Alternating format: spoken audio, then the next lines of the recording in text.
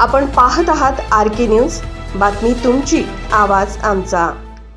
हुलसूर तालुक्यातील भालकी शहाजणी औराद रस्त्यावरील आंबेवाडी चेकपोस्टवर पान मसाला, तंबाखूजन्य पदार्थ योग्य कागदपत्रांशिवाय महाराष्ट्रात नेण्यात येणाऱ्या 3 वाहनांसह 59.87 साहित्य सोमवारी जप्त करण्यात आले। या प्रकरणी पोलिसांनी 3 आरोपींना अटक केली आहे। सोमवारी सायंकाळी हुलसूरहून येणाऱ्या 2 कंटेनर आणि एका मालवाहू वाहनात पोलिसांना संशयास्पद पिशव्या आढळून आल्या। तपासणीत पान मसाला, तंबाखूजन्य पदार्थ आढळून आले। वाहनाचे एकूण वजन 4404 किलो आहे। पान मसाला बनवण्यासाठी वापरल्या जाणाऱ्या कच्च्या फ्लेक्स, केमिकल पावडर, कच्च्या पावडर, कच्च्या तंबाखूच्या घटक यावेळी सापडले। हुलसूर PSI नागेंद्र यांनी सांगितले की 2 कंटेनर आणि एक मालवाहू वाहनाची एकूण अंदाजे किंमत 59.87 लाखाची मालमत्ता जप्त करण्यात आली आहे।